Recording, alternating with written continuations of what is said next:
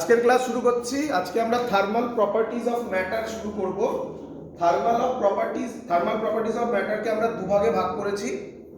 আজকে যে পার্টটা করব সেটা একদমই সহজ পার্ট, তার মধ্যে ম্যাক্সিমাম জিনিস তোমরা জানো।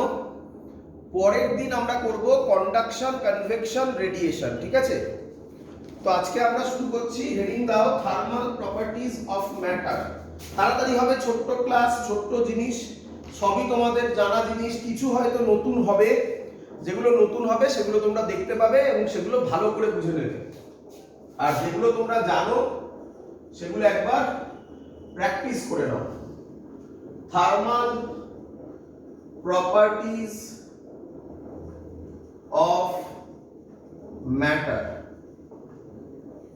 আচ্ছা, মনে করে দেখো, আমরা যখন থার্মোডাইনামিক্স পড়েছিলাম বা কেটিজি যখন আমরা পড়লাম, এর আগের গুলোতেই আমরা পড়লাম, সেখানে আমরা যে দুটো জিনিসকে নিয়ে মেইনলি পড়াশোনা করেছি সেই দুটো জিনিস কি কি ছিল? সেই দুটো জিনিস, একটা ছিল হিট, তাই তো নাকি? আরেকটা ছিল টেম্পারেচার, তাই তো নাকি? নাকি নয় বল? আরেকটা জিনিস ছিল, আরেকটা জিনিসকে নেগলেক্ট করা যায় না, সেটাও বলে দিই। আরেকটা জিনিসও ছিল, সেটা হচ্ছে, সেটাকে এইভাবে লিখি, এই তলায় লিখি, ওয়ার্ক, তাই না? ওয়ার্ক, তাই না? আচ্ছা, হিট আর ওয়ার্ক এইভাবেই বলেছিলাম তখন, মনে করে দেখ, আবার বলছি, হিট আর ওয়ার্ক এই দুটোই কি আমি বলতে পারি form of energy? Form of energy, এবং এদের দুজনেরই ইউনিট জুল। বল, বুঝলি কিনা? তাই তো? আচ্ছা, আমরা এই পোরশনে থার্মাল প্রপার্টিজ অফ ম্যাটারে যেটাকে নিয়ে পড়াশোনা করব সেটা হচ্ছে এই হিট আর টেম্পারেচার নিয়ে। তাহলে হিট হচ্ছে ফর্ম অফ এনার্জি। বল, হিট যদি দিই টেম্পারেচার কি হবে?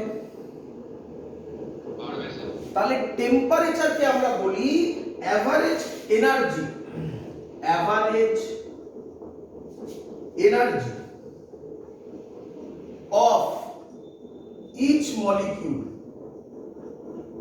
Each molecule. এবার বলবি স্যার কিভাবে এলো? আচ্ছা বোঝ, প্রথমে বল, হিট দিলে টেম্পারেচার বাড়বে, টেম্পারেচার বাড়া মানে মলিকিউল গুলোর ভাইব্রেশন বল বাড়বে। প্রত্যেকটা মলিকিউল কি সেম ভাবে ভাইব্রেট করবে, না এক একজন এক এক ভাবে ভাইব্রেট করবে? কেটিজির কনসেপ্ট, র্যান্ডমলি ভাইব্রেট করবে। তাহলে র্যান্ডম হলে আমরা সব কি প্রপার্টি পড়াশোনা করি? কাইনেটিক এনার্জিতে বলেছিলাম V1 V2 সব কি পড়ি? অ্যাভারেজ পড়ি, তাই না? তাই লেখা হয়েছে average energy of each molecule. Clear একদম? কিরে চলে আয়। তো টেম্পারেচার যদি পড়তে হয়, আমরা টেম্পারেচারের স্কেল পড়েছি, এগুলো 9-10 এ পড়েছিস তোরা সবাই। স্কেল তোরা দুটো তিনটে স্কেল খুব পড়েছিস, তার নাম centigrade scale, Fahrenheit scale, Kelvin scale. মনে আছে কি তোদের এগুলো? আচ্ছা, আমি জাস্ট কথার কথা বলছি, আমি তাড়াতাড়ি বলবো। তোরা ম্যাক্সিমাম লোকই এই ফর্মুলাটা জানিস, যেটা আমি এখন লিখতে চলেছি, C/5 is equal to F minus 32/9। কি জানিস কি জানিস না? তোরা ম্যাক্সিমাম লোকই জানিস কেলভিন স্কেলের ভ্যালু 273 প্লাস ডিগ্রি সেন্টিগ্রেড। জানিস কি জানিস না? কিন্তু এই জানলেই হলো, বুঝলি তো? এই জানলেই হলো। কিন্তু তোদের মধ্যে অনেকেই এটা কিভাবে এসছে সেটা হয়তো ভুলে গেছিস, তাই আমি সেটা এখানে দেখাবো। বুঝতে পেরেছিস? ওটা বাদ দিয়ে বাকি তো সব তাহলে তোদের জানা, তাই না? তো দেখ কিভাবে দেখাবো। যে কোনো স্কেলে, যে কোনো স্কেল, কটা স্কেল জানিস তোরা বল? Centigrade, Fahrenheit, kelvin. আজকে আমি তোকে যে কনসেপ্ট দিচ্ছি তাতে পৃথিবীর যে কোনো স্কেল নিতে পারি। ক্লিয়ার? ক্লিয়ার? যে কোনো স্কেলে দুটো জিনিস জানতে হবে। একটা হচ্ছে বয়েলিং পয়েন্ট, বুঝিস কততে বয়েল হয়? বুঝিস? বল সেন্টিগ্রেডে বয়েলিং পয়েন্ট কত? 100 ডিগ্রি সেন্টিগ্রেড। আর জানতে হবে আইস পয়েন্ট। বল আইস পয়েন্ট কত? এই দুটো। তাহলে যে কোনো স্কেল আপনি আমাকে দিন, কিন্তু আপনাকে প্রোভাইড করতে হবে কি? বয়েলিং পয়েন্ট আর এই দুটো দিয়ে দিলে আমি যে কোনো ইকুয়েশন তৈরি করে দেবো। কিভাবে তৈরি করব? ফর্মুলা দিয়ে আগে, ফর্মুলা দিয়ে আগে লিখে নে। ফর্মুলা হচ্ছে রিডিং, এটাই মনে রাখবি। যারা জানিস এটা, অনেকে এটা জানিস, যারা জানিস তাদের আর কিছুই শেখার নেই, যারা জানিস না তারা শিখে নে। রিডিং, রিডিং মানে ধৈর্য ধর সব বলবো, minus ice point divided by boiling point, boiling point minus ice point, এটা ইজ ইকুয়াল টু কনস্ট্যান্ট। এই হলো ফর্মুলা, কিচ্ছু নেই। এই ফর্মুলাটা মনে রাখতে হবে। বোঝা গেছে এত অবধি? হ্যাঁ, ice point, freezing point same, melting পয়েন্টও বলে কেউ, তাই না? চল কি বলছে এবারে, এবার দেখ এবার কিভাবে এলো। দেখ তিনটে স্কেল দেখাচ্ছি তোকে, একটা, দুটো, তিনটে। বল সেন্টিগ্রেড স্কেলে, এটা সি, সি মানে হচ্ছে সেন্টিগ্রেড স্কেল। সেন্টিগ্রেড স্কেলে বয়েলিং পয়েন্ট, এটা বয়েলিং পয়েন্ট, উপরে বয়েলিং পয়েন্ট, নিচে আইস পয়েন্ট, জানিস তো নাকি? বয়েলিং পয়েন্ট কত? লিখে ফেল। বল সেন্টিগ্রেড স্কেলে মেল্টিং পয়েন্ট কত? এটা ফারেনহাইট ধর। ফারেনহাইটে জানিস তোরা বলে বয়েলিং পয়েন্ট কত? না, 212 ফারেনহাইট, 212, 212 ফারেনহাইট। আর আইস পয়েন্ট কত? হ্যাঁ, 32 ফারেনহাইট। কেলভিন স্কেলে বয়েলিং পয়েন্ট কত? এটা অ্যাকচুয়ালি যদি আমি করি তাহলে এটা হয় 373.15। কেমিস্ট্রিতে ছিল, মনে পড়ে? আমরা অত ঝামেলায় যাচ্ছি না, অনেক বইতে এটা 373.15 লেখা আছে, দেখতে পাবি। আমি 373 তেই যাচ্ছি। বল ইয়ে কত, কি বলে আইস পয়েন্ট কত? এটা অনেক বইতে কি লেখা থাকে? এটা অনেক বইতে কি লেখা থাকে? একদম 273.15। অত ডিটেইলসে আমরা যাচ্ছি না। ক্লিয়ার? চলো এবার এই ফর্মুলা ইউজ করব। দেখো ম্যাজিক দেখো। রিডিং, রিডিং মানে সেন্টিগ্রেড স্কেলে যা রিডিং হবে সেটাকে আমি কত ধরছি? সি। আমি তো জানি না, এক্স ও ধরতে পারিস, বাট আমি মেলানোর জন্য সি ধরছি। ক্লিয়ার? ক্লিয়ার? তাহলে রিডিং এর জায়গায় লিখবো সি মাইনাস আইস পয়েন্ট। বল বাবা আইস পয়েন্ট কত? কইছে 0 বাই বয়েলিং পয়েন্ট বল কত? 100 মাইনাস 0 ইজ ইকুয়াল টু, এটা কনস্ট্যান্ট হবে, তাহলে এটা যা হবে ফারেনহাইটেও তো ফারেনহাইটের ক্ষেত্রে এই ফর্মুলাটা অ্যাপ্লাই কর। বল ফারেনহাইটের ফর্মুলাটা অ্যাপ্লাই কর। বল কি লিখবো? F মাইনাস আইস পয়েন্ট কি লিখবো? বাই বল বল বল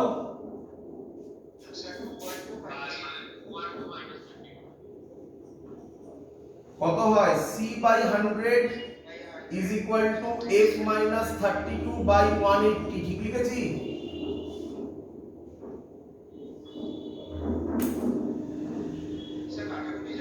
হ্যাঁ আগে এরা তো কি ঠিক হয়েছে রে? এবার কাটলে কত হবে? c/5 2 দিয়ে যায় তো f - 32/9 প্রুভ হয়েছে। আর ভুলবি জীবনে কেলভিনটা দেখবি নাকি? বুঝে গেছিস? আর করে না একবার কেলভিনটা কত হবে? Kelvin ball. k minus 373 by 373 minus 273 মানে 100 নাকি?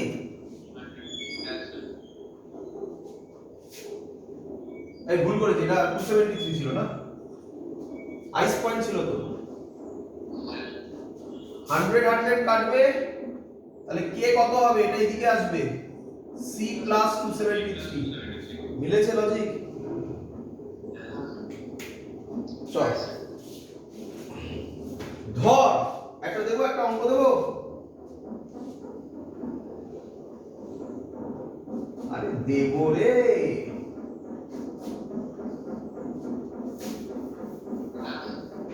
ধর সেন্টিগ্রেড স্কেল এটা বলে দিয়েছে, আর একটা স্কেল বলেছে, সেই স্কেলটার নাম এক্স স্কেল। কি স্কেল বল? X scale. এক্স স্কেলে স্টিম পয়েন্ট বলেছে 120 120 120 120 ধর, ইউনিট কিছু দিল না, ঠিক আছে তাই না? স্কেলটা তো জানি না কি স্কেল, তো বললো 120। ক্লিয়ার? আর boiling point, sorry boiling point বলেছে 120, আর আইস পয়েন্ট বলেছে 80। বল, বললো এক্স এর ভ্যালু কত হবে? পারবি করতে? করে fail. c minus 100 by 100 step jump করলাম is equal to x minus I squared মানে 80 by 120 minus 80 মানে 40 নাকি? 0 0 কাটবে, 5 হবে, 2 হবে। c minus 100 by 5 is equal to x minus 80 by 2, তাই তো নাকি? আচ্ছা, এবার তোকে বলে দিল সেন্টিগ্রেড স্কেলে ভ্যালুটা 20 ডিগ্রি সেন্টিগ্রেড, তাহলে সি এর জায়গায় কত বসাবি? 20 বসাবি। সরি ভুল করেছি না, সরি সরি c minus 0। এবার ঠিক আছে, এবার ঠিক আছে। হ্যাঁ তাহলে এবার 20 minus 0 নাকি? ভুল করেছিলাম। তাহলে এটা হবে 4 x minus 80 by 2, তাহলে x minus 80 হচ্ছে 8, তাহলে x হবে 88 নাকি?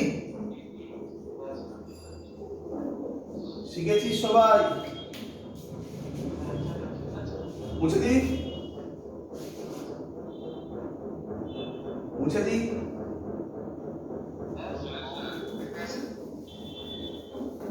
এবার শোন, এবার আমরা যেটা করব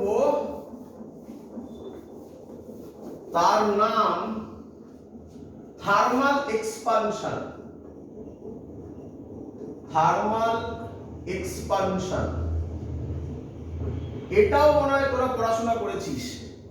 থার্মাল এক্সপানশনকে 3 ভাগে ভাগ করা হয়। ভাব ভাব, তোরা ছোটবেলায় পড়েছিস। দুটো রেল লাইনের মধ্যে গ্যাপ রাখা হয়, মনে পড়ে? তার মানে যখন ওর উপর দিয়ে ট্রেন যায় ওর টেম্পারেচার বাড়ে, বা ট্রেন যাওয়ার জন্য নয়, গরমকালে টেম্পারেচার বাড়ে। তাহলে টেম্পারেচার যদি বাড়ে তাহলে এক্সপানশন হয়, টেম্পারেচার কমলে কি হবে? কন্ট্রাকশন হবে। এটাকেই বলা হয়, আমরা টেম্পারেচার বাড়া দিয়ে বলছি, কমাটা তাহলে অটোমেটিক্যালি আমরা করে ফেলতে পারবো, একে বলে থার্মাল এক্সপানশন। বল এত দিক ক্লিয়ার কিনা? আচ্ছা কেউ বলতে পারবি থার্মাল টেম্পারেচার বাড়লে থার্মাল এক্সপানশন কেন হয়, কন্ট্রাকশন হলো না কেন? এটা হ্যাঁ, মলিকুলস গুলো দূরে চলে যায় মানে তো ওইভাবে বলা যায় না। না, আমরা এইভাবে জানি একটা সলিড যদি থাকে, সলিডের মধ্যে ইন্টার অ্যাটমিক ডিসটেন্স যা লিকুইডের মধ্যে ইন্টার অ্যাটমিক ডিসটেন্স তার থেকে বেশি গ্যাসের মধ্যে আরো বেশি, তাই না? তো আমরা যে পড়াশোনা করছি যে রডটাকে আমরা বাড়াবো, লেন্থ বাড়াবো, রডটা কি রড না হয়ে কি লিকুইড হয়ে যায়? তাহলে ইন্টার অ্যাটমিক ডিসটেন্স বেড়ে যায়, এই কথাটা কি ট্রুলি খাটে? কি হয় মানে ফিল যেটা বলতে চাই আমরা, তাই না? ওটা আমি একটু পরে দেখাচ্ছি, ঠিক আছে? ওটা আমাদের সিলেবাসের মধ্যে নয়, কিন্তু আমি ওটা দেখাবো। আগে সিলেবাসের পার্টটা কমপ্লিট করে নিই। চলো তাড়াতাড়ি করবো। থার্মাল এক্সপানশনটাকে 3 ভাগে ভাগ করা যায়, 1 নম্বর, 2 নম্বর, 3 নম্বর। কভাবে ভাগ করা যায়? 3 ভাগে। আমি একটা শেখাবো, বাকিগুলো তোমাকে বলতে হবে। ক্লিয়ার? মজা এখানে, এর জন্যই তো তাড়াতাড়ি হয়, আলাদা করে করছি। লিনিয়ার এক্সপানশন, লিনিয়ার এক্সপানশন, একে কেউ কেউ বলে 1D। 1D মানে বোঝো তো, 1 ডাইমেনশন, বোঝো তো? তাহলে বলো পরেরটা কি হবে, ভেবেচিন্তে উত্তর দাও। সহজ ল্যাঙ্গুয়েজে বললে এরিয়া এক্সপানশন। তোমরা যেহেতু পড়েছো তাই এদের কেউ কেউ বলে সুপারফিশিয়াল এক্সপানশন। একই কথা, তাই তো? এরিয়া এক্সপানশন লিখলেও কোনো অন্যায় নেই। বলো এটা কত ডি হবে? তারপরেরটা কে বলবে? এগুলো ছিল 9 10-এ।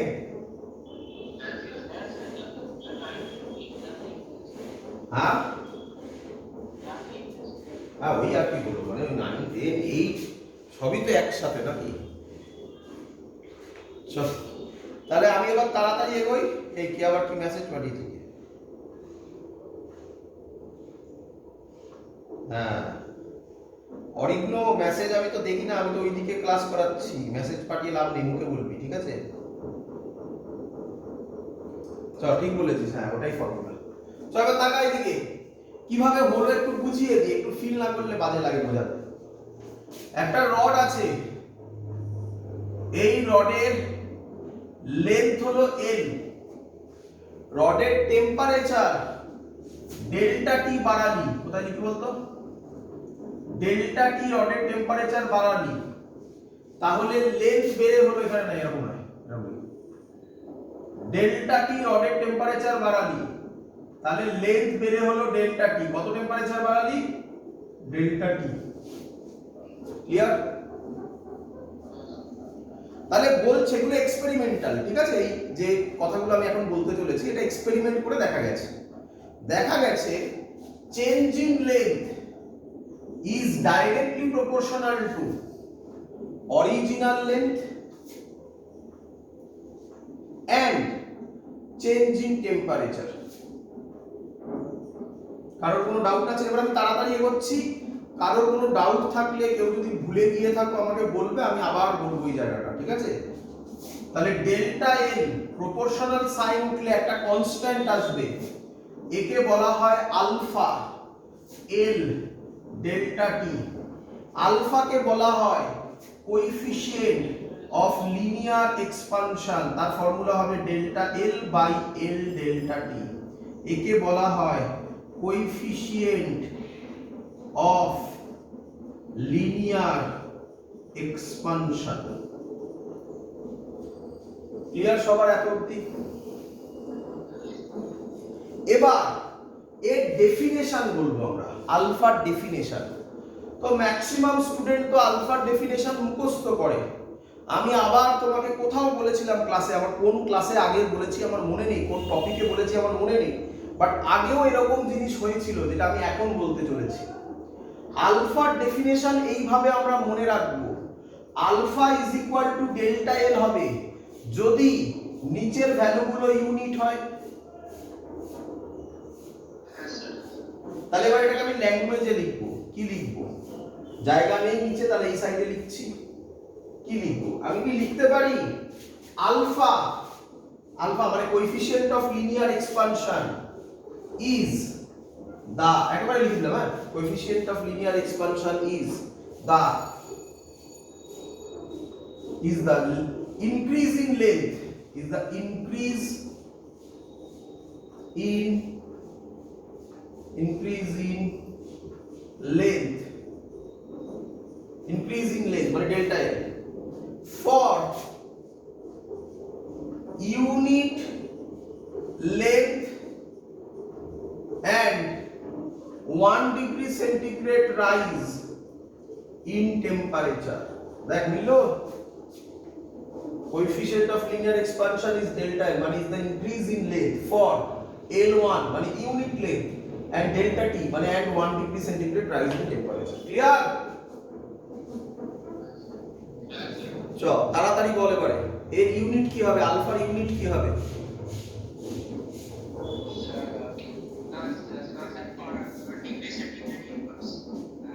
পার বলে আবার ইনভার্স বলছিস কেন? ডেল্টা এল এর ইউনিট মিটার, এল এর ইউনিট মিটার, তাহলে মিটার মিটার কেটে যাবে। ডেল্টা টি ইউনিট ডিগ্রি সেন্টিগ্রেড ধরছি, কেলভিনও করতে পারিস, বাট আমরা ডিগ্রি সেন্টিগ্রেডে করছি। তাহলে হবে ডিগ্রি সেন্টিগ্রেড ইনভার্স অথবা পার ডিগ্রি সেন্টিগ্রেড, তাই তো? শিখে গেছিস সবাই? কারোর কোনো ডাউট নেই তো? আচ্ছা, তাহলে আমি এটা মুছবো, এই লেখাটা মুছবো। এবার বল আমাকে, স্যার একটা এক্সাম্পল দিয়ে বলুন। আলফা স্টিল ভ্যালু মনে রাখতে হবে না, জাস্ট এক্সাম্পলের জন্য বলছি। আলফা স্টিলের value 1.2 into 10 to the power -5 per degree centigrade. এর মানে কি? এর মানে ইউনিট লেন্থের স্টিলকে, হ্যাঁ বলবো, ইউনিট লেন্থের স্টিলকে 1 ডিগ্রি সেন্টিগ্রেড রাইজ করলে, টেম্পারেচার 1 ডিগ্রি সেন্টিগ্রেড রাইজ করলে তার চেঞ্জ ইন লেন্থ হবে 1.2 into 10 to the power -5 metre. বল বুঝতে পেরেছিস কিনা? চল, আচ্ছা আরেকটা কনসেপ্ট এখান থেকেই আসবে। বল এখন যে রডটা হলো তার লেন্থ কত?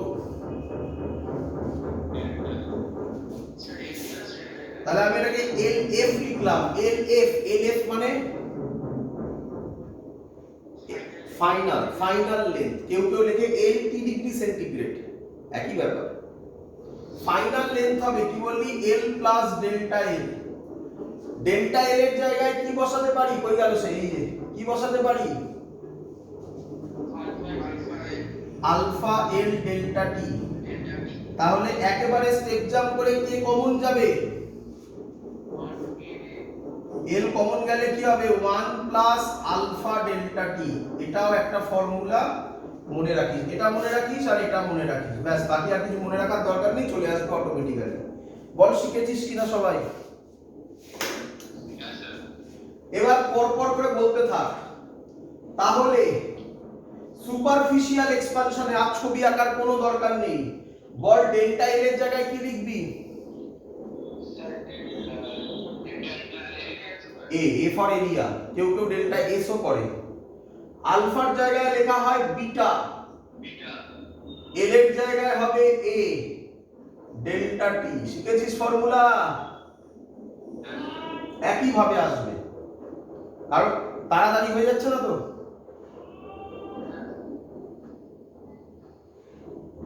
মানে বুঝতে পারছিস কি না স্লো করব? চল এগুলো জানা, তাই একটু তাড়াতাড়ি হচ্ছে। চল এবার তাকা, এখান থেকে বল তাহলে বিটা কত হবে?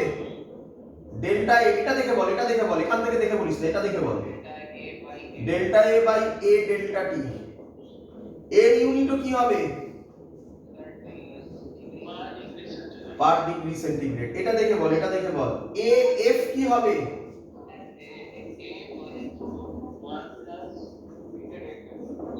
চল তাড়াতাড়ি বল, এবার আমি লিখে দিচ্ছি। ডেল্টা ভি এর নাম হবে গামা। ও সরি, বলা হয়নি, বিটাটাকে বলা হয় কোএফিসিয়েন্ট অফ লিনিয়ার এক্সপানশন ছিল আলফা, বিটাকে বলা হবে coefficient of superficial expansion. Clear? তাহলে ডেল্টা ভি হবে গামা ভি ডেল্টা টি। সাবধান, গামা মানে আমরা আবার পড়ে এসেছি সিপি বাই সিবি, মনে পড়ে? এই গামার সাথে ওই গামার নাম ছিল অ্যাটমিসিটি, তাই না? এই গামার সাথে ওই গামার কোনো সম্পর্ক নেই। ক্লিয়ার? তাই এটা পাশে লিখে রেখো, এটা পাশে লিখে রেখো, this gamma is not is equal to CP by CV, কারণ তোমরা গুলিয়ে ফেলবে। এখান থেকে বলো গামা কত হবে? Delta V by V delta T, degree centigrade unit হবে, ভিএফ হবে ভি1 প্লাস গামা ডেল্টা টি। শিখে গেছো সবাই? এরপরে যে কোশ্চেনটা দেয় সেটা হচ্ছে what is the relation between alpha beta gamma. এই এতক্ষণ ধরে যা পড়ালাম এর মধ্যে এই পার্টটা পরীক্ষায় বেশি দেয়, relation between alpha beta gamma. মুছে দিলাম, পুরো বোঝার দরকার নেই, এরকমই থাকলো, তারপরে এখানেই করে দেবো।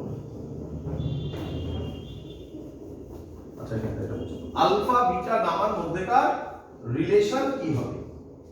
চল ভালো করে দেখ, ভালো করে দেখ। আমাকে বল, তোরা এক্ষুনি লিখলি ডেল্টা এ কত? ডেল্টা এ কত লিখেছিস বল? বিটা এ ডেল্টা টি। আচ্ছা, এটাকে আমি এরকম লিখতে পারি কি রে?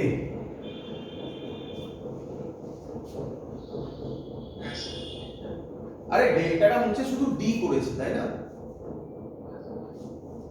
সিমিলারলি ডেল্টা ভি কত লিখেছিস বল? Gamma V delta T. তাহলে ডিভি কত লিখতে পারি বল? বল gamma V dT. Similarly delta L কত লিখেছিস বল? আলফা এল ডেল্টা টি। তাহলে ডিএল হবে alpha L D.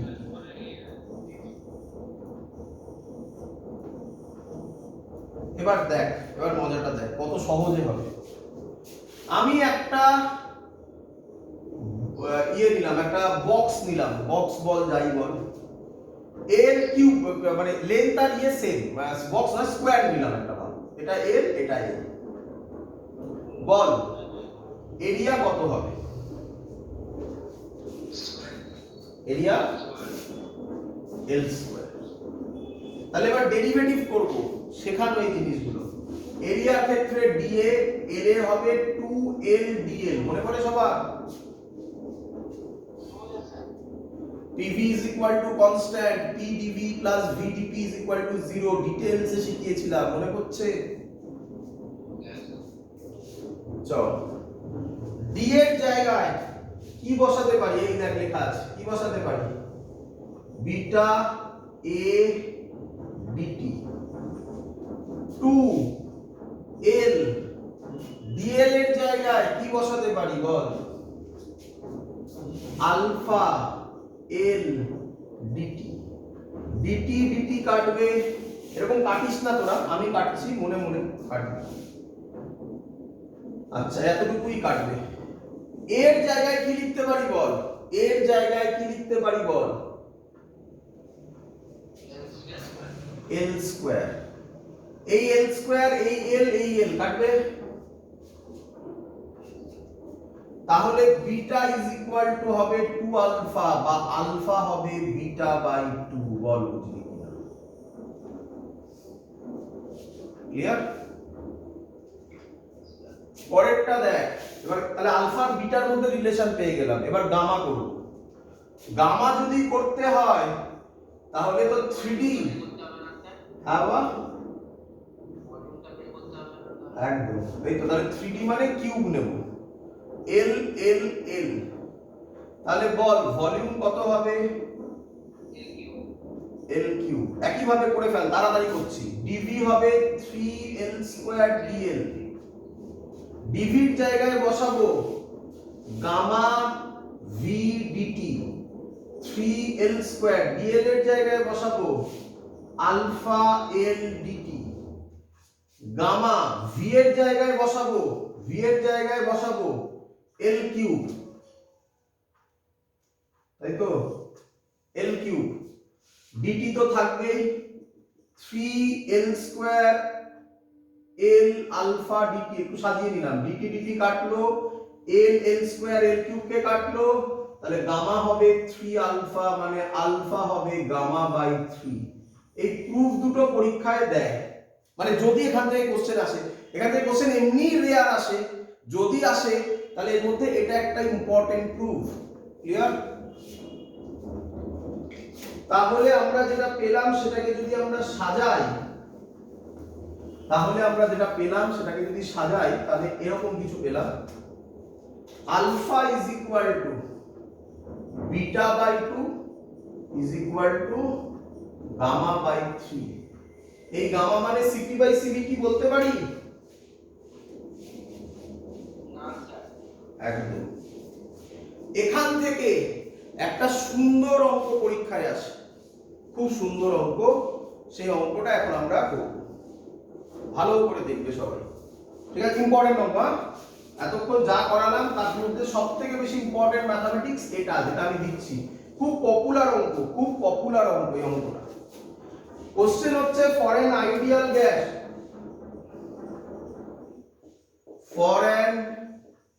Ideal gas find the, শর্টে লিখছি, ফাইন্ড গামা। গামা মানে coefficient of volume expansion at constant pressure। Option দিয়েছে, first option 1 by PV, second option 1 by V, third option 1 by T মানে temperature বলে দেওয়া আছে সেগুলো, D 1 by P. হ্যাঁ,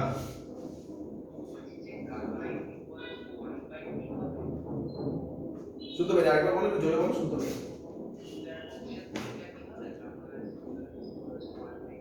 gamma is equal to 1 by T. হ্যাঁ হ্যাঁ 1 বাই টি হবে, ঠিক বলেছো। চলো করি, দেখো পিভি আইডিয়াল গ্যাস বলেছে, তাহলে আমরা লিখতে পারি PV is equal two nRT. পারি?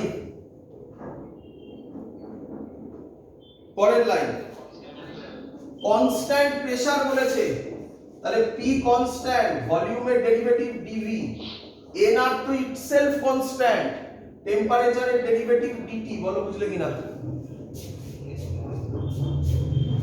ডিভির ফর্মুলা এক্ষুনি করেছিলাম, ডিভির ফর্মুলা পি, ডিভির ফর্মুলা এখানে লিখছি, কোথায়? এখানে লিখি। ডিভির ফর্মুলা এক্ষুনি লিখেছিলাম, গামা ভি ডিটি ছিল করেছিলাম। তাহলে ডিভির জায়গায় লিখবো gamma V dT is equal to n R dT. Clear? তাহলে গামা হবে কত হবে? ডিটি ডিটি কাটবে, কত হবে? N R by PV. পিভির জায়গায় আবার কি বসাতে পারি? পিভির জায়গায় এন আর টি, এন আর কাটবে, তাহলে গামার ভ্যালু হবে 1 বাই টি। এটা খুব ইম্পর্টেন্ট, এটা মুখস্থ করে নিতে পারো। এই অঙ্কটা এতবার দেয় যে অঙ্কটা তোমরা মুখস্থ করে নিতে পারো, অঙ্ক আর করতে হবে না, ডাইরেক্ট অ্যানসার বলে দেবে 1 বাই টি। ক্লিয়ার সবার?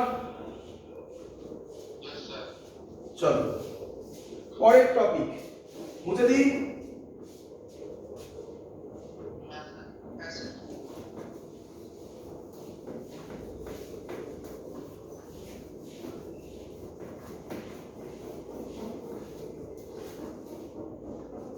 পরের টপিক লেখো, anomalous expansion of water, anomalous expansion of water সবার জানা তো নাকি? একবার তাড়াতাড়ি জেনে নাও, সবার জানা জানি আমি, একবার জেনে নাও। বল, এই বরাবর দিলাম temperature in degree centigrade, temperature in degree centigrade, আর এই বরাবর দিলাম ভলিউম। বল, তুই বাড়িতে কতক্ষণ পড়াশোনা করিস বল? ধর নরমাল বাড়িতে পড়াশোনা করছিস 7 ঘন্টা। তো একদিন সকালবেলা মা বাবা উঠে দেখলো তুই সারা দিনে পড়াশোনা করলি 17 ঘন্টা। বল, তাহলে কি বলতে পারে তারা যে তুই অ্যানোমেলাস পড়াশোনা করছিস? অ্যানোমেলাস মানে কি? অ্যানোমেলাস মানে কি? সহজ ল্যাঙ্গুয়েজে অ্যানোমেলাসের কাছাকাছি ওয়ার্ড কি হবে? অ্যাবনর্মাল বলে না, অ্যাবনর্মাল পড়াশোনা করছিস বলবে ওরকম? হ্যাঁ, এক্সেপশনাল। কি বলে? এক্সেপশনাল। তো কি এক্সেপশন দেখে নে। বলছে টেম্পারেচার যদি কমে, টেম্পারেচার কি হচ্ছে? কমছে। টেম্পারেচার যদি কমে ভলিউমও কমতে থাকে। কত অবধি? কত অবধি? বলছে 4 ডিগ্রি সেন্টিগ্রেড পর্যন্ত। তাহলে টেম্পারেচার কমছে, টেম্পারেচার কমছে, ভলিউমও কমছে। 4 ডিগ্রি সেন্টিগ্রেডের পর টেম্পারেচার কমলে ভলিউম কি হয়? বাড়ে। তাহলে এটা এক্সেপশনাল না? তাই এর নাম অ্যানোমেলাস এক্সপানশন অফ ওয়াটার। এবার বল, ভালো করে ভেবেচিন্তে কথাবার্তা বলবি, এর এক্সাম্পল কি হবে? ছোটবেলায় পড়েছিস শীতের দেশে পাইপের মধ্যে দিয়ে জল যাচ্ছে, তাহলে পাইপটাকে ফাটিয়ে দেয়, তাই না? কি হয় ভালো করে বোঝ, কি হয় ভালো করে বোঝ। ধর নরমাল অ্যাটমসফিয়ারের টেম্পারেচার আছে 10 ডিগ্রি সেন্টিগ্রেড। টেম্পারেচার আস্তে আস্তে কমা শুরু হলো। যখন টেম্পারেচার কমছে, এর ভলিউম, এর মধ্যে যে ওয়াটার ফ্লো হচ্ছে, এর ভলিউম কি হতে থাকবে? কমতে থাকবে। তাহলে ভলিউম কমতে থাকবে, কোনো প্রবলেম নেই।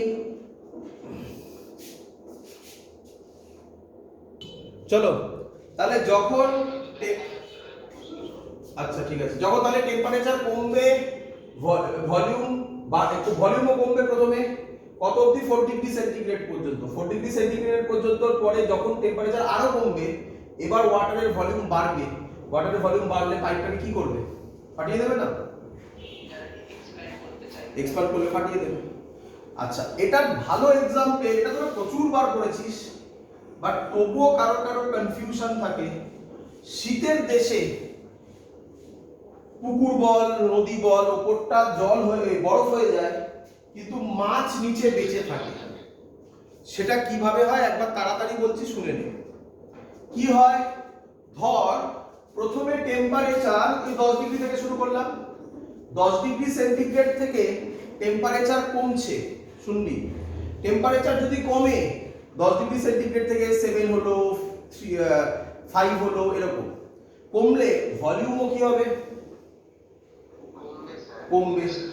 ভলিউম যদি কমে যায়, ভালো করে ভাব, একটা জিনিসের ভলিউম যদি কমে যায় তাহলে পার্টিকেল গুলো কাছাকাছি আসবে, তাহলে ডেনসিটি কি হবে?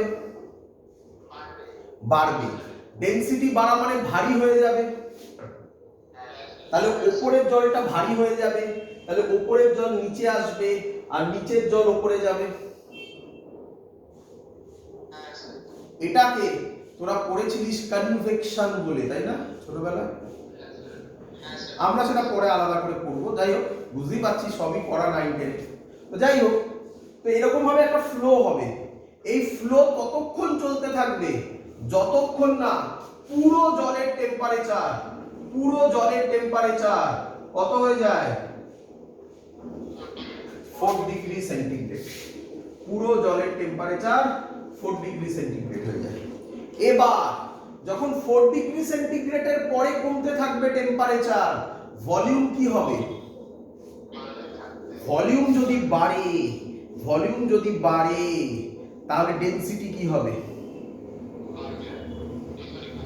ভলিউম বাড়লে ডেনসিটি কমবে। ডেনসিটি যদি কমে তাহলে ও হালকা হবে, তাহলে ও কি আর নিচে আসবে? তাহলে উপরের লেয়ারে টেম্পারেচার কমবে, 3 ডিগ্রি হবে, খানিকক্ষণ বাদে 2 ডিগ্রি হবে, এরকম করে করে যেই 0 ডিগ্রি সেন্টিগ্রেড হবে উপরের লেয়ারটা আইস হয়ে যাবে, তাই না? কিন্তু আইস পুওর কন্ডাক্টর না গুড কন্ডাক্টর? Poor conductor. তাহলে অত সহজে হিট নিচে পৌঁছবে না। কিন্তু হ্যাঁ, উপরের লেয়ারের টেম্পারেচার যদি আরো কমে তাহলে আরেকটু লেয়ার থিকনেস বাড়বে আইসে, কিন্তু নিচের দিকে টেম্পারেচার 4 ডিগ্রি সেন্টিগ্রেডই থাকবে, আর এখানে মাছরা ঘুরে বেড়াবে। বল বুঝলি কিনা? এগুলো সব ছোট ছোট জিনিস, সব তোদের জানা। এবার আমরা কোএফিসিয়েন্ট অফ লিনিয়ার এক্সপানশন যেগুলো করলাম তার অ্যাপ্লিকেশন করব। এটা ইম্পর্টেন্ট, এটা তোরা ভালো করে জানিস, বাট এখান থেকে কিছু কোশ্চেন আসতে পারে। যদি কঠিন কোশ্চেন বা ঘোরানো কোশ্চেন হয় তাহলে এখান থেকে কিছু কোশ্চেন দিতে পারে। আচ্ছা, আগে যেগুলো পড়ালাম ওগুলোও কিন্তু দিতে পারে, পরীক্ষায় দেয়। What is anomalous expansion of water? Draw the graph between volume and temperature for anomalous expansion of water. আশা করব সবাই পারবে। এবার কার অ্যাপ্লিকেশন করছি? লিনিয়ার এক্সপানশনের। লিনিয়ার এক্সপানশন, এটা ভালো করে শুনবে। অ্যাপ্লিকেশনের থেকে এগুলোকে ভাবো এক একটা ম্যাথমেটিক্স হিসাবে। আমি তোমাকে এখানে ভেরিয়েবল দিয়ে সলভ করাচ্ছি, পরীক্ষার সময় এগুলো ডেটা দিয়ে দেবে। তো দেখো কি হচ্ছে, ভালো করে দেখো। প্রথমে এর নাম হচ্ছে, এটা খুব পপুলার, এর নাম বাইমেটালিক স্ট্রিপ। বাইমেটালিক স্ট্রিপ। আগে কি হয় অঙ্ক হিসাবে এটাকে ট্রিট করে বোঝো, তারপরে আমি তার অ্যাপ্লিকেশন কোথায় ইউজ হয় সেটা দেখিয়ে দেবো। কি লিখলাম বলো? বাইমেটালিক স্ট্রিপ। আচ্ছা, বাইমেটালিক স্ট্রিপ মানে কি আগে বুঝো। প্রথমে কি করে, একটা রড নেয় এরকম, তার সাথে সোল্ডারিং করে, সোল্ডারিং বোঝো তো, পুরো জয়েন করে আরেকটা নেয়। এটা একটা মেটাল আর এটা আরেকটা মেটাল, বুঝতে পেরেছো? এবার এর কোএফিসিয়েন্ট অফ লিনিয়ার এক্সপানশন ধরলাম আলফা 2 আর এর ধরলাম আলফা 1। ক্লিয়ার? দুজনের লিনিয়ার এক্সপানশন কোএফিসিয়েন্ট ডিফারেন্ট নেওয়া হয়। ক্লিয়ার? এটুকুনিও বলে দিলাম, আলফা 2 গ্রেটার দ্যান আলফা 1। তাহলে কে আমাকে বলবে সেম টেম্পারেচার রাইজ করলে কে বেশি এক্সপানশন হবে? উপরেরটা না নিচেরটা? উপরেরটা বেশি এক্সপানশন হবে। উপরেরটা যদি বেশি এক্সপানশন হয় তাহলে ও এক্সপান্ড হতে চাইবে, কিন্তু নিচেরটা অতটা এক্সপানশন হয়নি, তাহলে ও বেন্ড করে দেবে না? কি রে? হ্যাঁ, বেরিয়ে যাবে কেন? কি সব বলছিস? আরে বাবা, এজ কি করে বেরোতে পারে? এখানে তো পুরো জয়েনিং করা। আরে কি স্লিপ করবে নাকি? এরকম হয় নাকি? শোল্ডারিং করা তো পুরো। তাহলে এ যদি বেশি এক্সপানশন হয় কম এক্সপানশন হয়, একে বেন্ড করে দেবে, এজ বাড়বে না। কি করবে? একে বেন্ড করে দেবে। ক্লিয়ার? তাহলে ছবিটা কি রকম হবে? ছবিটা এরকম হবে, দেখার চেষ্টা করো।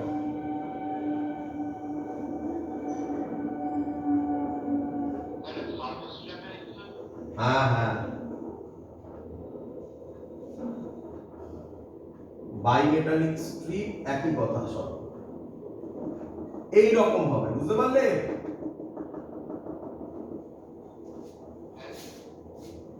এবার দেখ, আমি ধরলাম এর সেন্টার থেকে এর সেন্টারের ডিসটেন্স হচ্ছে x। ক্লিয়ার? ক্লিয়ার? কোশ্চেন বলবে এই যে বেন্ড হলো, এটা তো একটা আর্কে বেন্ড হলো, হ্যাঁ কি নয়? কোশ্চেন করবে এই যে আর্ক হলো, এরকম টাইপের একটা আর্ক হলো, ভাবো এই অ্যাঙ্গেলটা ধরো থিটা হলো, কিরে কোশ্চেন করবে এর রেডিয়াস কত, রেডিয়াস কত, আর বুঝা গেছে? সহজ করে দাও, সহজ করে দাও। x হচ্ছে এর এন্ড থেকে এর এন্ড হচ্ছে x। ফিজিক্স কি বলে, কোন বডি যদি এক্সটেন্ডেড হয় তাহলে কি সেই বডিটার কোন পয়েন্টটা রিপ্রেজেন্ট করে তার অ্যাকচুয়াল মাস?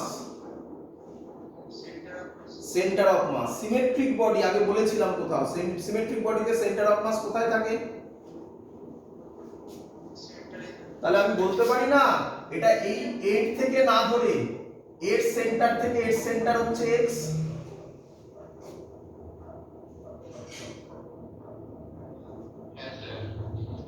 ওটাই বলা হয়েছিল, যদি কঠিন লাগে ওটাকে বাদ দাও, ধরে নাও এই এন্ড দুটোর মধ্যে গ্যাপ x, বা এভাবেও বলতে পারো x হচ্ছে থিকনেস অফ দা বাইমেটালিক স্ট্রিং। বোঝা গেছে?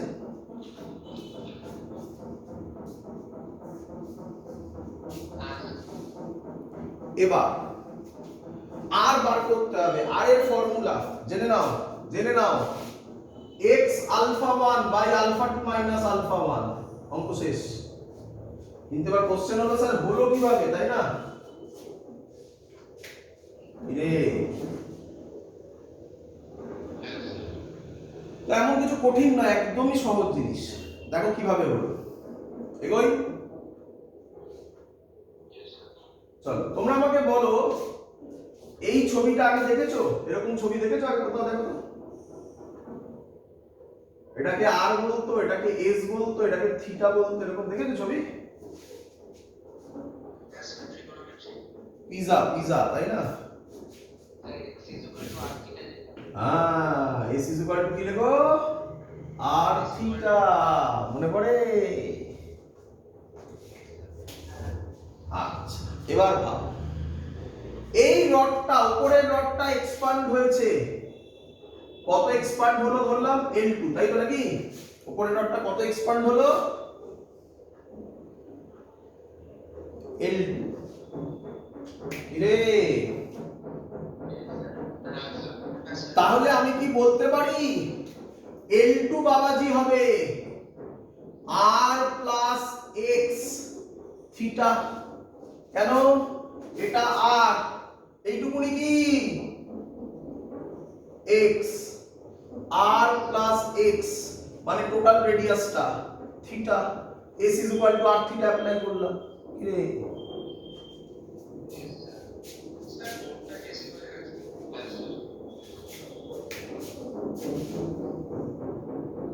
কোথায় কত ভালো আছে?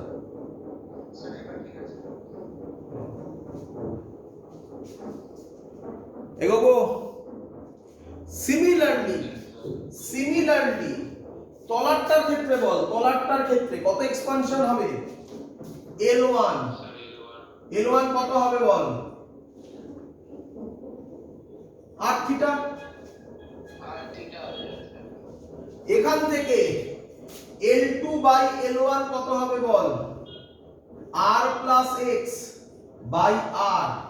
একে 1 নম্বর দিয়ে ছেড়ে দে। বল এত অবধি ক্লিয়ার কিনা?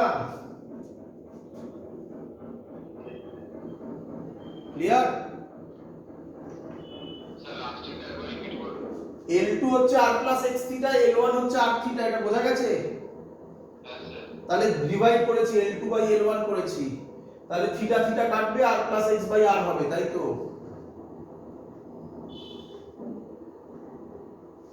ক্লিয়ার?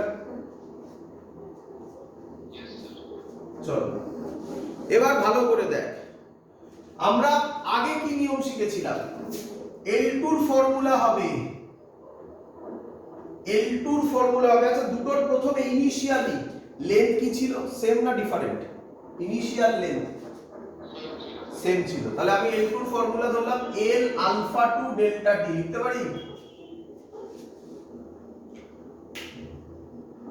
লিখতে পারি? সিমিলারলি L1 কত হবে? L alpha 1 delta T. L2 by L1 এখান থেকে কত হবে? L2 বাই L1 কত হবে? আলফা 2 বাই আলফা 1, এক 2 নম্বর। এইটা আর এটাকে ইকুয়াল করতে পারি? তাহলে alpha 2 by alpha 1 is equal to r plus x by r। এটাকে সলভ করলে ওটাই আসবে। r এর ভ্যালু আশা করব সলভ করতে পারবি। আর আমি টাইম নষ্ট করছি না, লিখে দিলাম x alpha 1 by alpha 2 minus alpha 1। This is the process. Clear সবার? বোঝা গেছে? এবার শোন, এটা কোথায় ইউজ হয় শোন এবারে। দেখেছিস অনেক জায়গাতে থাকে, রেস্টুরেন্টে থাকে, বিভিন্ন অফিসে থাকে, তার নাম হচ্ছে ফায়ার অ্যালার্ম। দেখেছিস? তো ফায়ার অ্যালার্মে কি থাকে যায়, এবার বোঝ যে কিভাবে কাজ করা হয়, কিন্তু কনসেপ্ট শিখবি। এবার কিভাবে কাজ করে শেখ। এটার সাথে একটা মেটাল দিয়ে একটা সার্কিট কমপ্লিট করা থাকে, ঠিক আছে? ক্লিয়ার? মানে মেটাল মানে কি, একটা জাংশন মতো হয়, বুঝতে পেরেছিস তো? এরকম একটা জাংশন থাকে, এরকম একটা জাংশন থাকে, বুঝতে পেরেছিস? যেই হিট হবে, মানে কি আগুন লাগলে কি হিট হবে? হিট হলে এই বাইমেটালিক স্ট্রিপটা বেন্ড হয়ে যাবে, এরকম হয়ে যাবে। আমি আর অত আঁকছি না, জাস্ট একটাই এঁকে দিলাম। এরকম বেন্ড হয়ে গেলে এই জাংশনটা আর কানেক্টেড থাকবে না, জাংশনটা ব্রেক হয়ে যাবে। জাংশনটা ব্রেক হয়ে গেলেই সাইরেন বাজতে শুরু করবে। That's the simple concept. Clear? চলো নেক্সট অ্যাপ্লিকেশন ভালো করে বুঝো। নেক্সট অ্যাপ্লিকেশনও ভালো অ্যাপ্লিকেশন, কিন্তু তোমাদের সবার জানা। তোরা দেখেছিস? আচ্ছা আগে রিয়েল লাইফ এক্সাম্পলটা বলে নি। প্রত্যেকের বাড়িতে দরজা শীতকাল বা গরমকালে বন্ধ করার সময় মাঝে মাঝে ধাক্কা লাগে না? তার মানে কি উডোরও এক্সপানশন হয়, একই নয়? তো আমরা যে স্কেল ইউজ করি, স্কেল বুঝতে পারলি? যে স্কেল ইউজ করি রে, থাকে না এই স্কেলটা মেটালিক স্কেল হয় অনেক জায়গায়। হ্যাঁ, তাহলে মেটালিক স্কেল হলে যদি গরমকালে মেজার করি তাহলে এর লেন্থ বেড়ে যাবে না? তাহলে যে রডটা আগে মাপছিলাম, যা লেন্থ ছিল, এখন তার লেন্থ বাড়বে না কমবে? এটা ভেবে চিন্তে উত্তর দিতে হবে। Very good, very good. সবার বোঝা গেছে? তাহলে এটাকে বলা হয় ফল্ট ইন মেটালিক স্কেল। আর লেখার কিছু নেই। কি হয় তাহলে, যে স্কেলটা আমরা মাপছিলাম, যে লেন্থটা আমরা মাপছিলাম, স্কেলের লেন্থ এক্সপানশন হলে এখন তার লেন্থ আমরা কম পাবো, তাই তো নাকি?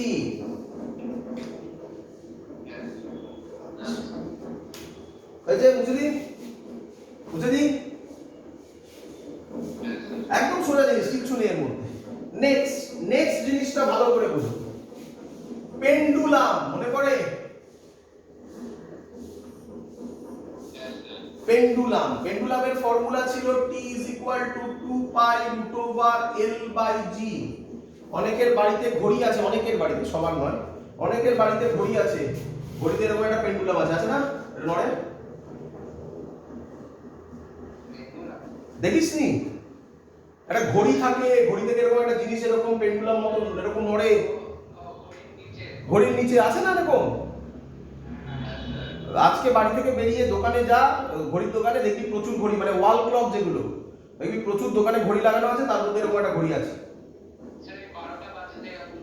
হ্যাঁ হ্যাঁ, না না, ও সারাক্ষণই এরকম অল্প অল্প করে নড়ে। তার 12টা বাজলে তারপর কারোর থেকে পাখি বেরিয়ে ডাকা শুরু করে, কি সব হয় সেটা যাই হোক, সেটা পরে বল। এবার বল একই কথা, যদি টেম্পারেচার, ভালো করে শোন, তাহলে শীতকালে এটার যা লেন্থ হবে, গরমকালে এর লেন্থ যদি বেড়ে যায়, ভালো করে বুঝবি, কোশ্চেন করবে এক্ষুনি, লেন্থ যদি বেড়ে যায় টাইম পিরিয়ড বাড়বে। টাইম পিরিয়ড যদি বাড়ে, ঘড়িটা স্লো হবে না ফাস্ট হবে? ভেবে চিন্তে উত্তর দাও। স্লো হয়ে যাবে। ক্লিয়ার সবার? ক্লিয়ার সবার? কে আমায় বলবে কতটা টাইম স্লো হবে? অ্যান্সার হাফ টি আলফা ডেল্টা থিটা। এটা অ্যান্সার হবে। মুখস্থ করবে, কিন্তু ওইভাবে মুখস্থ তো করবে না, স্যার প্রুফ করে দেখাবে, প্রুফটা দেখে নাও তারপরে মুখস্থ করে নেবে। মানে এটাও অঙ্ক দিতে পারে। থিটা, ডেল্টা থিটা মানে হচ্ছে চেঞ্জিং টেম্পারেচারকে ডেল্টা থিটা বলছি কেন? কারণ কারণ এখানে টি মানে কি? Time period. তা আমি আবার ডেল্টা টি করলে তো অন্য মানে চলে আসবে না, ডেল্টা টি মানে এখানে চেঞ্জিং টাইম, তাই না? তাই চেঞ্জিং টেম্পারেচারকে এখানে কি করা হয়েছে? Change in temperature. আর এটা কি? Change in time. বোঝা গেছে? ক্লাস 11-12 এ কোশ্চেন আসা মানে এখান থেকে কোশ্চেন আসবে, যদি কঠিন কোশ্চেন হয় তাহলে সেটা ভালো করে বোঝো। কিভাবে এলো দেখো, আমাকে বলো লেন্থ ফাইনাল কত হবে? L 1 plus alpha delta theta. করতে পারি? করতে পারি? তাহলে টি বাবাজি টি ড্যাশ হয়ে যাবে। কিরে, টি ড্যাশের ভ্যালু হবে 2 পাই রুট ওভার এলএফ এর ভ্যালু একেবারে বসাচ্ছি L1 plus alpha delta theta by G. Clear? এটাকে আমরা রেশিও করে দাও, টি ড্যাশ বাই টি। 2 পাই কাটবে, টি ড্যাশ আগে এটা আছে, জি জি কাটবে, এল এলও কাটবে, রুটও ঘটবে। তাহলে কি পড়ে থাকবে? 1 plus alpha delta theta, sorry, তার টু দি পাওয়ার হাফ। বলো বুঝলে কি?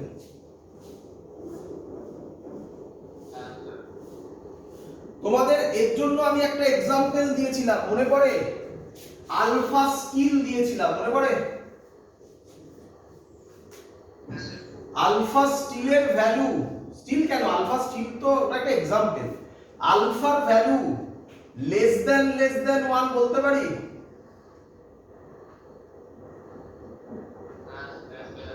মনে নেই? 10 টু দি পাওয়ার -5 ছিল। কিরে, অনেক কম। তাহলে এটাকে আমরা বাইনোমিয়াল অ্যাপ্রক্সিমেশন অ্যাপ্লাই করতে পারি। মনে পড়ে বাইনোমিয়াল শিখিয়েছিলাম কোথায়? গ্র্যাভিটেশনে। তাহলে টি ড্যাশ বাই টি কে আমি লিখতে পারি হাফ, বাইনোমিয়াল অ্যাপ্রক্সিমেশন মানে এটা সামনে চলে আসবে, সরি 1 প্লাস হাফটা সামনে আসবে, হাফ আলফা ডেল্টা থিটা। বলো বুঝলে কিনা? তাহলে টি ড্যাশ হবে T plus half alpha T delta theta. Clear? কে বলবে আমাকে টি বড় না টি ড্যাশ বড়? টি ড্যাশ বড় হলে টাইম লস হবে না গেইন হবে? লস হবে।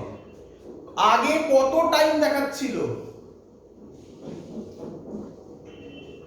পেন্ডুলামটা যখন আমি প্রথম এনেছি তখন পেন্ডুলামে টাইম পিরিয়ড কত ছিল? আরে টি ছিল। তাহলে আমি কি বলতে পারি যে টাইমটা লস হবে সেই লস টাইমটা হবে ইন টাইম টি? এটা বোঝো ভালো করে,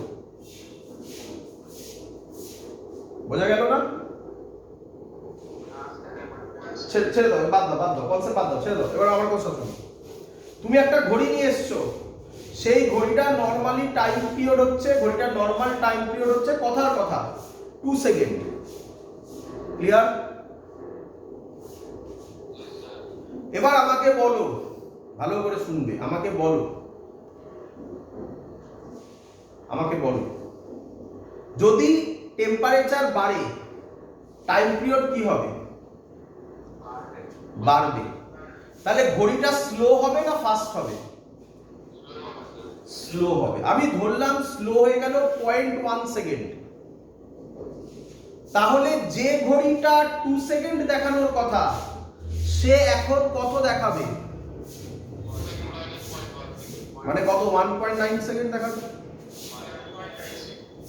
তাহলে যে ঘড়িটার 4 সেকেন্ড দেখানোর কথা সে কত দেখাবে? 3 পয়েন্ট,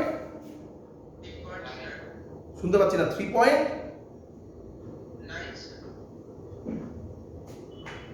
কি করে? বাড়িতে কোনোদিনও তোদের কি ঘড়ি স্লো হয়নি? ব্যাটারি শেষ হওয়ার জন্য হয়েছে? হয়নি স্লো? স্লো হওয়ার পর কি ওই টাইমটাই দেখাতে থাকে, ওটাই গ্যাপ থাকে, না আস্তে আস্তে আরো পেছতে থাকে? তাহলে 2 সেকেন্ডে 0.1 সেকেন্ড লস হয়েছিল, 4 সেকেন্ডে 0.1 সেকেন্ডই লস হবে। তাহলে এটাই তো বলতে চাইছি। তাহলে এই যে লস ইন টাইমটা হচ্ছে এটা কত টাইমে? টি সেকেন্ডের না? এবার বোঝা গেছে? খুব ইম্পর্টেন্ট জিনিস এটা, খুব important. Clear? Loss time in time T কত হবে? টি ড্যাশ মাইনাস টি এর নাম দিলাম ডেল্টা টি। টি ড্যাশ কত হয়? এই যে মাইনাস টি মানে টি টি কেটে যাবে, তাহলে হবে half alpha T delta theta.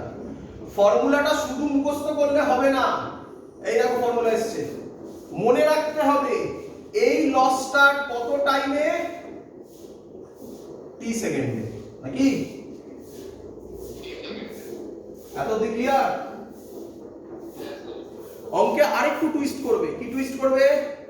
বলবে একদিনে কত টাইম লস হবে। কি বলবে? একদিনে কত টাইম লস হবে। তো কিভাবে আমরা করব শিখে নাও। আমরা বলবো টি সেকেন্ডে কত লস হয়,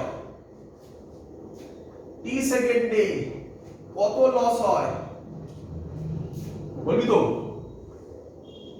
half alpha T delta theta. কি রে? তাহলে বল 1 সেকেন্ডে ইউনিটারি মেথড 1 সেকেন্ডে কত লস হবে? কি সব বলছিস? 1 সেকেন্ডে হবে এটা বাই টি, টি কাটবে, তাই তো নাকি? কি রে? এবার বলবে একদিন বলেছে, একদিন বললে কত ঘন্টা, এই কত সেকেন্ড? 24 ইনটু 3600 সেকেন্ডে কত হবে? Into 24 into 3600। পারবি? বাট আমরা ওটাকে এইভাবে করছি না, কারণ একদিন দিতে পারে, দুদিন দিতে পারে, এক বছর দিতে পারে। তাই আমি জেনারেল করার জন্য বলছি টি সেকেন্ডে। কোন সেকেন্ড? স্মল টি সেকেন্ডে। এই স্মল টি সেকেন্ডটা একদিন হবে, দুদিন হবে, 10 দিন হবে, এক মাস হবে, এক বছর হবে, যা দেবে সেটা। সেই সময় লস হবে half alpha delta theta into small T. বল শিখেছিস কিনা? শিখেছিস? এই পার্টটা মনে রাখবি আর এই ফর্মুলাটা মনে রাখবি, ডিরাইভেশন দরকার নেই। কিন্তু এটা আবার ভুলে যাস না, যদি টাইম কমে, সরি যদি টেম্পারেচার কমে তাহলে ঘড়িটা ফাস্ট হবে না স্লো হবে? ফাস্ট হবে। এটা আবার ভুলিস না, তাহলে তখন ওটা মাইনাস হয়ে যাবে। পারবি করতে ওটা? তো আমরা সব টেম্পারেচার বাড়া দিয়েই করছি, টেম্পারেচার বেশি হচ্ছে সেটা ধরেই করছি। লাস্ট কনসেপ্ট করলে আজকের ইনিশিয়াল পার্ট শেষ। পরের দিন আমরা শুরু করব কন্ডাকশন, কনভেকশন, রেডিয়েশন। আজকে তো খানিকটা কনভেকশন বুঝেই গেছিস, তোরা জানিসও ভালো করে, আমার থেকে ভালো জানিস কনভেকশন, কন্ডাকশন। রেডিয়েশনে একটু নতুন জিনিস শিখবো, করলে থার্মাল প্রপার্টিজ অফ ম্যাটারও কমপ্লিট। এবার আমি যেটা শেখাচ্ছি সেটা হচ্ছে এফেক্ট অফ ডেনসিটি। তোরা অলরেডি বলে ফেলেছিস effect of density in a liquid, in a liquid already বলে ফেলেছিস। দেখ দেখবি কিভাবে বলেছিস, দেখ শোন।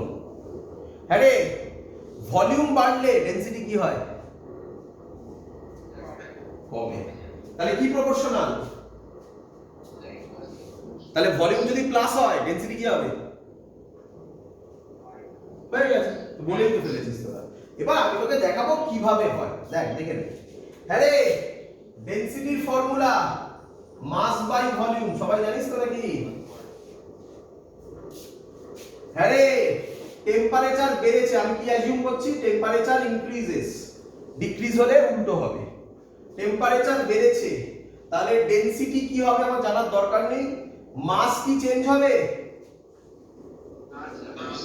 ভলিউম কি ভি থাকবে না ভলিউম বাড়বে? কত হবে? V plus DV. বল ঠিক লিখেছি কিনা?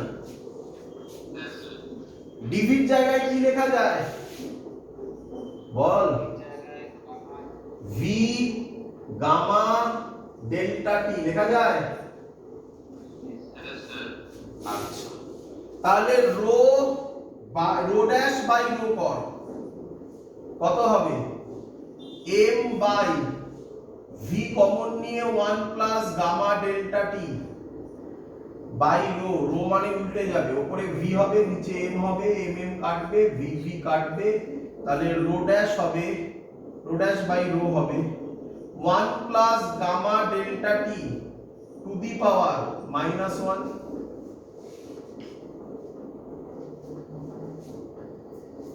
রে ওটাকে উপরে তুলেছি তো -1 হবে না? এটা নিচে ছিল তো, এটা উপরে উঠেছে তো -1 হবে না?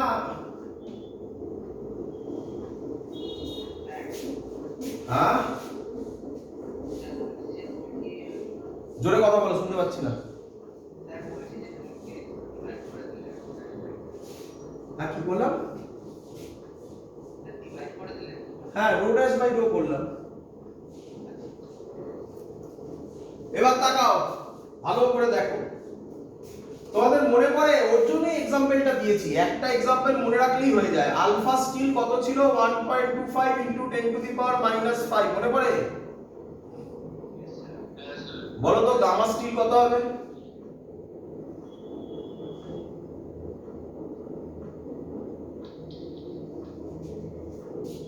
রে গামা স্টিল হবে 3 into 1.25 into 10 to the power -5, নাকি নয়? আরে এক্ষুনি করলাম না, alpha is equal to gamma by 3 proof করলাম না? তাহলে gamma is equal to 3 alpha না? কিন্তু তাহলেও 10 টু দি পাওয়ার -5 গামার ভ্যালু লেস দ্যান 1 না less than 1?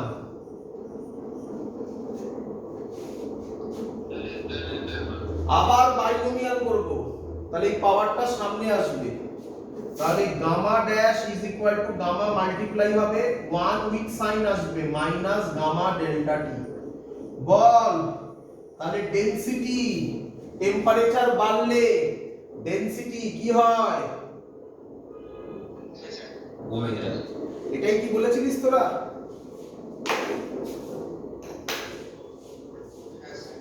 That's all. Complete initial portion thermal properties of matter. পরের দিন আমরা শুরু করব কন্ডাকশন, কনভেকশন, রেডিয়েশন। আবার একটা এক্সট্রা ক্লাস দেব, সেই ক্লাসে ছোট্ট করে বলে দেব, করলে কমপ্লিট হয়ে যাবে। আর আজকে যেমন নর্মাল আমাদের ক্লাস চলছে সেরকম চলবে। আজকের দিনই শুরু হবে অসিলেশন, খুব ইম্পর্টেন্ট পার্ট হতে চলেছে। আজকে রাত্রে আমরা শুরু করব অসিলেশন। হ্যাঁ,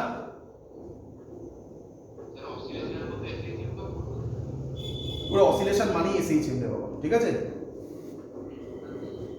এত অবধি থাকলো, বাই।